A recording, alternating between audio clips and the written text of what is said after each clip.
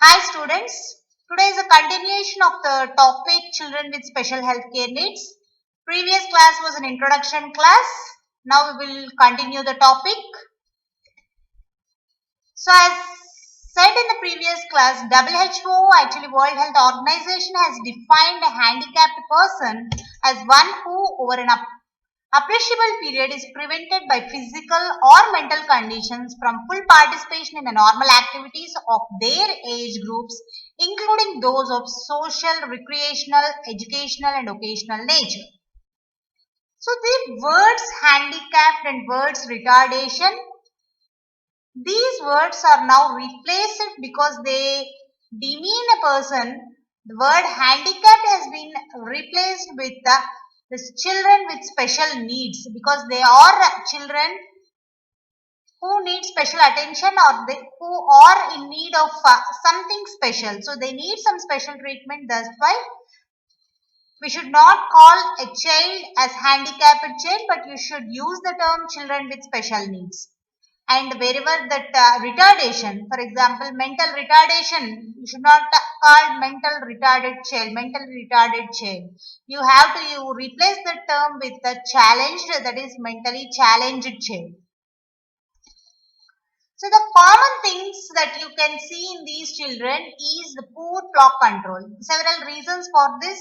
There can be problems with the motor coordination leading to inability to clean the clock, or sometimes the medical condition is such that the child is not, the child or even the parents, they are not showing interest to clean the teeth because they are having more problems.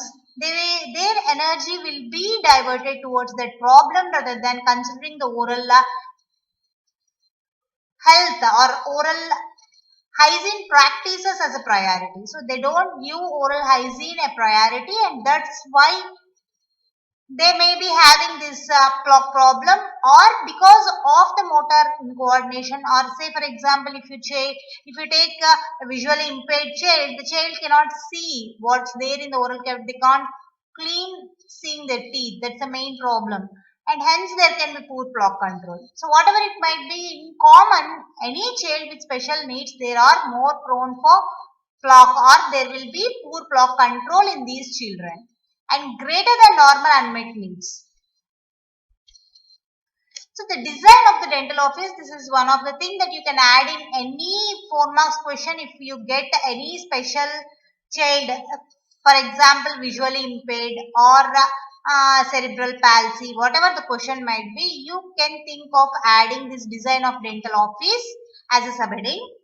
So irrespective of whether it is in hospital-based dental service or general dental practice, the design of dental office is very important. This is the diagram that is given even in your textbook. If you see this diagram, the main things that you need to focus on that is the spacious dental room. The room should be spacious, and around the dental chair there should be sufficient space for the wheelchair, for the rotation of the wheelchair actually. So, and another two importance are there should be straight axis and even a side axis. So these are the important things that we need to focus on whenever you are planning a dental clinic. So other important things that need consideration in the design of dental office for children with special needs are the ramps.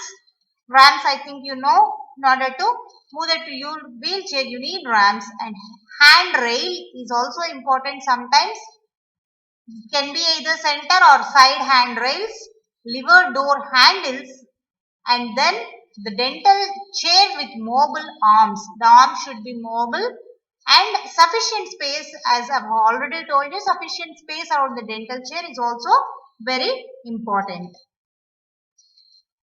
Then fundamentals of child management or child guidance, whatever it might be. Systematic treatment planning is very important in these children.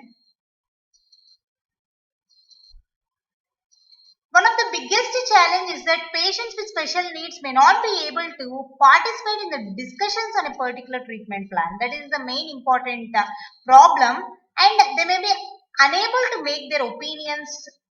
So that is all another problem that you might face whenever this treatment planning is considered.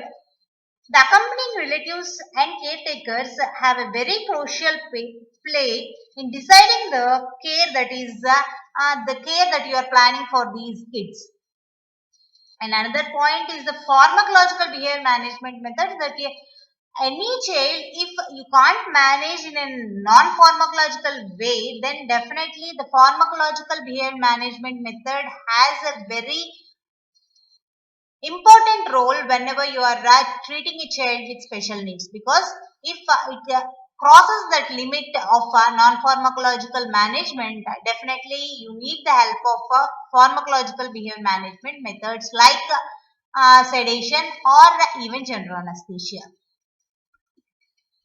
And another important thing is the protective stabilization that can be. So actually other names for this protective stabilization is treatment immobilization or physical restraints that you use to stabilize a child to do the dental treatment. So the treatment immobilization or this protective stabilization is indicated in the following situations, like a patient who can't cooperate because of lack of emotional maturity but requires dental treatment, and patient who cannot cooperate because of physically or mentally challenging conditions, and when all other behavior management techniques have failed, and when there is risk for the patient or the practitioner if you are not using these physical restraints. Then contraindications for this protective stabilization. So when you should not use this protective stabilization method is when the child is cooperative. So for a cooperative child, you should never ever use protective stabilization or physical restraints or treatment immobilization, whatever it might be. The name changes, but the thing is same. The patients with underlying medical conditions which contraindicate the use of physical restraints and treatment immobilization should never be used as a punishment for a child. If you want, if you tell that I am punishing you for your behavior, then it's a very wrong thing that you are doing. So you should never use this treatment immobilization as a punishment, and you should not use it for a cooperative patient, and when there is any medical condition that contraindicate the use of physical restraint. And some of the commonly used physical restraints are actually presented in your textbook. You can go through them. So it can be either whole body immobilization for whole body immobilization like triangular sheets, Pepper's board, pedi wrap. This it will be covered in behavioral management techniques actually. So it's just it can be either extremes, body, head, or intraoral immobilization. The first condition that you might get as a 4 marks question is a mental disability. So it is a general term used when an individual's intellectual development is significantly lower than average and his or her ability to adapt to the environment is limited. And various etiological factors for this mental retardation or mentally challenging situation or the prematurity, so premature birth of a child, anaxia or injury at birth. So injury during birth can also lead to this condition. That's malnutrition, prenatal influences and encephalitis. Then cerebral palsy, meningitis, connectors. Connectors is nothing but raised bilirubin levels in a fetus or a newborn child. Okay, so that can also lead to mental retardation. Next, fetal irradiation, poisoning, and might be as a heredity. Then the case can be actually classified as either mild, moderate, severe, or profound mental retardation. So what is mild? Mild is IQ score, as I have already told this in the previous class, but I am again telling the same thing, that is mild retardation. IQ score will be in the range of 52 to 69 and the child is called as educable and trainable. So he can cope with simple preventive and short-term procedures, is not at all a problem with this mild retarded, mentally retarded child. Next, moderate retardation, child can communicate. Actually, he can communicate at a basic level with others and IQ score will be in range of 36 to 54. And profound to severe retardation is IQ in the range of less than 35 to 39. And the main important point is that children with this IQ level, they have no communication skills. They might be having a little communication skills or they might not be having, so complete zero communication skills. So invariably they need pharmacological behavior management methods to provide dental care, because this is very important point, because non-pharmacological behavior management techniques, they need most of the procedures, on almost all the procedures, they you need to communicate with the child. So here communication is highly impossible, and that's why you might need the help of the pharmacological behavior management methods. And what is the pediatric significance is that almost all the conditions, the same significance you can apply. So the main things are that you need to attend or relieve the pain and control the infection. Then you need to eliminate the existing untreated diseases, and then plan for prevention of further diseases. So the treatment runs in three phases. The first of all, you need to relieve the pain and control the infection, and then you need to eliminate the existing disease. Then you need to plan for prevention of further diseases. So the important points that you need to keep in brain whenever you are treating this kind of children are that you need to introduce the office staff and take a tour of the office. So you have to show them the whole office, and you introduce each and every person working there. And then you need to speak very slowly, and you have to be very repetitive. So you need to repeatedly tell the same thing to the child so that he can understand the thing, and give one instruction a day. You should not confuse the child. You have to give only one instruction at a time. So for one time you have to be very clear about your instructions, and ask the parents not to communicate when the dentist is communicating. So if you are talking, you only have to talk, and the parent should not interfere, and the parent should not try to communicate with the child when you are communicating. So there the confusion begins in a child, because you are telling something, parent is telling something. So that confusion should not be there. For a normal child only gets confused, and when the child is something special with some special condition, definitely they will be totally confused.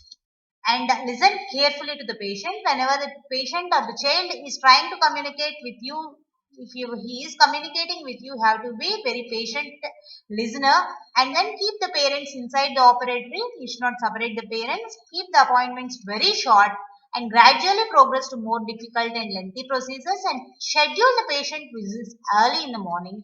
So early morning visits are very important for the special children. You should not do in the late hours, or you can't concentrate on the child, and child will also be very in a irritation to listen to whatever you are saying. So the best time when the child will be receptive for whatever you are telling, and we will be very patient, is the early hours in a day. Next condition is the learning disorders. So learning disorders, these are the children actually affected with minimal brain dysfunction. So children will be affected with minimal brain dysfunctioning. The main problems with these children are the short attention spans in these children, distractibility, hyperactivity of these children, awkwardness, and then mild speech impairment. So these are the main problems. These are the main signs of the child with learning disability. That is, they will have short attention span. They will be they get easily distracted. They might be hyperactive. And awkward behavior of a child can be there, and mild speech problems or mild speech impairment is also a sign of learning disorders. So learning disability includes dyslexia. Dyslexia is something the child will be unable to read something, that is dyslexia, and developmental aphasia. He will be unable to speak properly. So the child with the learning disability can have dyslexia, developmental aphasia, brain injury, or minimal brain dysfunction. So unable to read is dyslexia, and unable to speak properly according to their age is the developmental aphasia. One form of learning disability which causes management problems is mostly hyperactivity. So they will be they will be nervous, and cooperation for long procedures is very difficult whenever the child is hyperactive. Actually, a special diet called Fingold diet. This actually excludes certain foods and includes certain foods.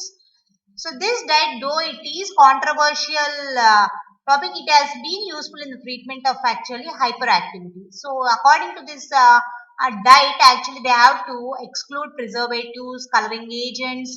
They have to totally exclude the foods with these things: artificial sweeteners, artificial colors, preservatives. They should not eat, and even in normal food also they should. I think they have to avoid tomatoes, then some fruits like apple, banana, orange, the commonly ate foods, then berries.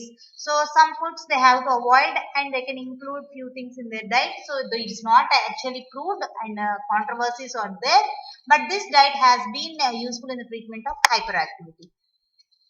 And coming to the pediatric significance, most children, coming to the pediatric significance, most of the children with these learning disorders cooperate for the dental procedure, and occasionally they might need either sedation or general anesthesia if they resist the normal treatment. So most of the children, mostly there will not be any problem, but you need more patience to attend these kids, because they will be either hyperactive, or they can have a short attention span, which is very difficult to communicate.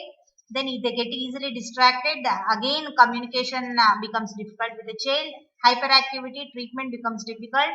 Then speech problem, again communication is affected. So but whatever it might be, if it's mild problems, you can with difficulty you can communicate with the child and do the normal treatments. But whenever the problem you can't handle with these normal non-pharmacological ways, then the sedation and general anesthesia coming to picture. Next is autism. Autism also you might get it as a 4 marks question. This autism has many names like Kanner syndrome, early infantile autism, infantile psychosis, or childhood schizophrenia. Whatever the name is, the term actually autism, it is derived from Greek word autos. Autos means actually self, which is the characteristic feature of this problem or the disorder. These children will have profound withdrawal from people and from social interactions. Even with parents, they might not interact in a proper way. So this term is actually used to describe actually an incapacitating disturbance of mental and emotional development that causes problem in learning, communicating and relating with others. So the child faces difficulty learning things, communicating and relating with others. So the social interaction will be affected in these children. So it's more actually manifestations you start seeing when the child is 3 years. After 3 years only you can see the manifestations of this autism, and mostly males are affected compared to females. Then the 12 behavioral characteristics as presented for this disorder are extreme aloneness. So the child prefers to be lonely. Then language disturbances, then mutism, then parrot like repetitive speech. So that repetitive speech will be there. Difficulty with the concept of yes. Confusion in the use of personal pronouns. Then obsessive desire for the maintenance of sameness. So same thing, routine. They need routine thing. They doesn't accept when there is some change in the routine procedure. Eating disturbances such as holding food in the mouth and preference for a soft diet, and they will have this intrigue with the spinning objects. Self-stimulatory behavior will be there, and hyperactivity, nystagmus and mental retardation are also common in these children, and there can be seizure disorder. Coming to the pediatric significance, so you need, the dentist should be very patient whenever treating autistic child and use a slow approach to the oral cavity. Normal things, behavior management techniques like tell, show, do, positive reinforcement, rewards, they all help in the management of these children. And immobilization devices like, as I already told, that papoose board or pedi wrap can have a calming effect in some children. And children who are under treatment for seizure disorders, you can see gingival hyperplasia. And whenever normal treatment is not possible, then you have to land in pharmacological management like sedation or general anesthesia. The next common condition that you might come across, next common or the children with special needs is the cerebral palsy. It is also a 4 marks question for you. The cerebral palsy is a general term describing a group of non-progressive disorders of neuromuscular system, rather a collection of disabling disorders caused by insult or permanent damage to the brain in prenatal or perinatal periods. So, if there is certain damage to the brain in the prenatal period or the perinatal period, there can be manifestation of this cerebral palsy.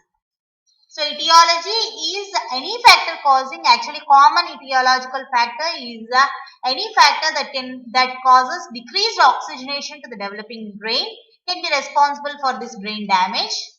And other reasons that might cause the cerebral palsy are the complications of labor or delivery, toxemia of pregnancy, poisoning, meningitis, encephalitis, kernicterus, which I told you, and elevated bilirubin levels.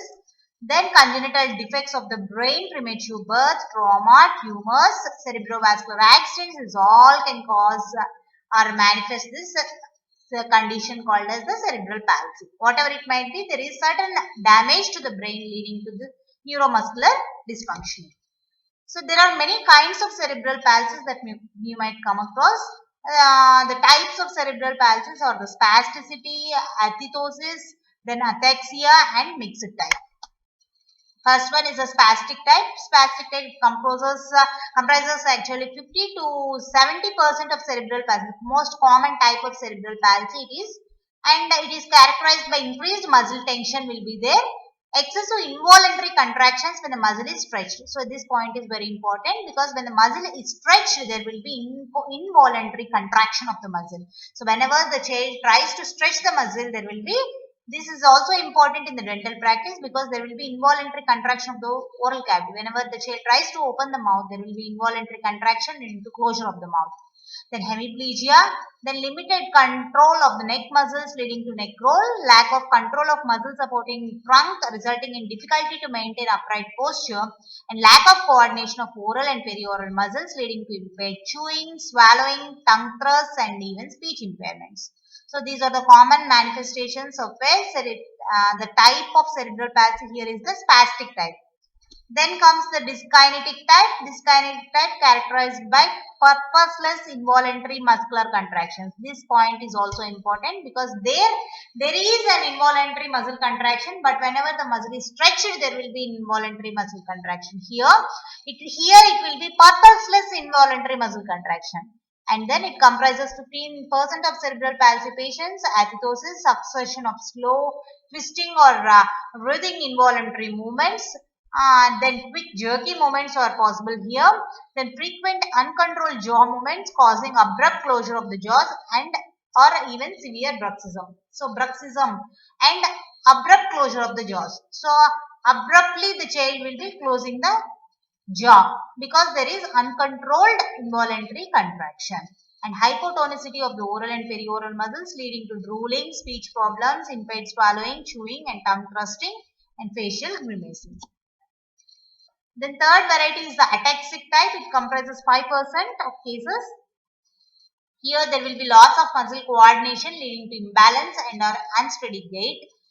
And here there will be difficulty in grasping the objects. And mixed type is also possible, comprising all the combinations of all these three types of cerebral palsy is also common. You might also come across this kind of cerebral palsy. Whatever it might be, coming to the intraoral findings, the main problems that you see are the periodontal problems because of poor oral hygiene measures and even because of the weak perioral muscles leading to stagnation of food and all. And dental caries, Then malocclusion is possible. Then bruxism is also common, very common in these children.